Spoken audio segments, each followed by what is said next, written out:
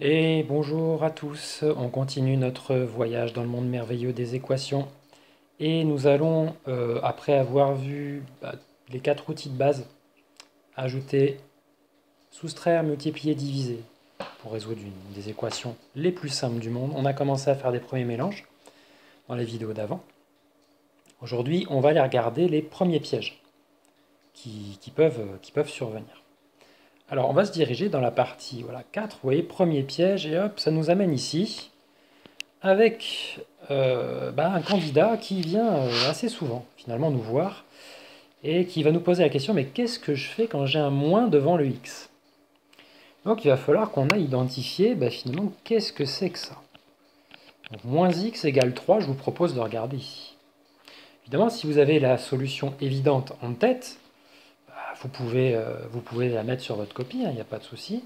Mais si on est là dans un cadre où on essaie d'expliquer pourquoi, ou si votre professeur vous demande, voilà, j'aimerais bien savoir d'où ça sort, mais regardez ce qui suit.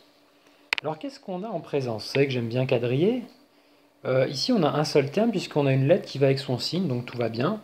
Et ici on a un nombre avec son signe plus devant qu'on n'est pas obligé de mettre. Donc en fait on a deux termes. Bon, très bien. Donc finalement, ça ne va pas être quelque chose qui est additionné ou soustrait à x, sinon j'aurais mis une autre case à côté du x. Alors là, ce n'est pas le cas.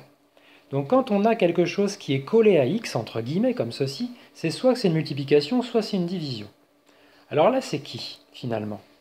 Eh bien, finalement, on a en présence, ici, moins 1 fois x. C'était bien une multiplication.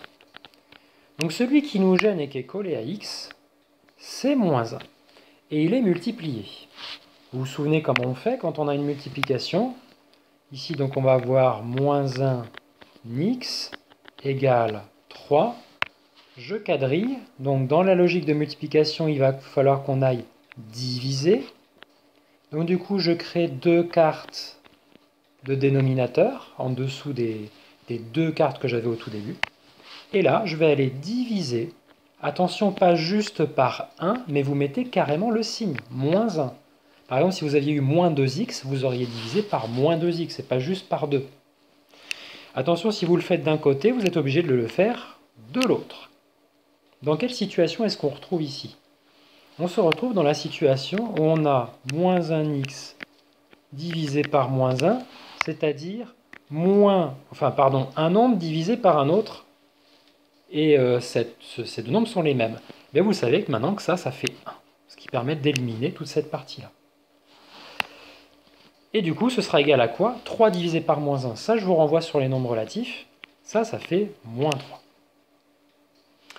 1x, c'est x, x doit valoir donc moins 3. On va donc proposer à moins un nombre mystère égale 3, eh bien on va proposer moins, le nombre mystère ce sera moins 3, mettez une parenthèse, les signes n'aiment pas être mis les uns à côté des autres. Est-ce que moins 3, ça fait 3? Eh bien moins facteur de moins, ça fait toujours plus, et donc il reste 3, et ça marche. Donc voilà comment on se débarrasse de moins x. On verra qu'il y a des raccourcis. Pour le faire, on aurait pu également multiplier par moins 1, ce qui nous aurait permis d'éliminer le moins aussi, puisque moins fois moins, ça fait plus. Là, j'ai choisi de diviser par moins 1. C'est pour rester dans la logique de ce qu'on avait fait avant. Mais vous auriez très bien pu multiplier par moins 1 de chaque côté. Et j'en entends dire également, on aurait pu faire passer le x de l'autre côté, et le 3 également. Effectivement, c'est des choses qu'on va voir par la suite.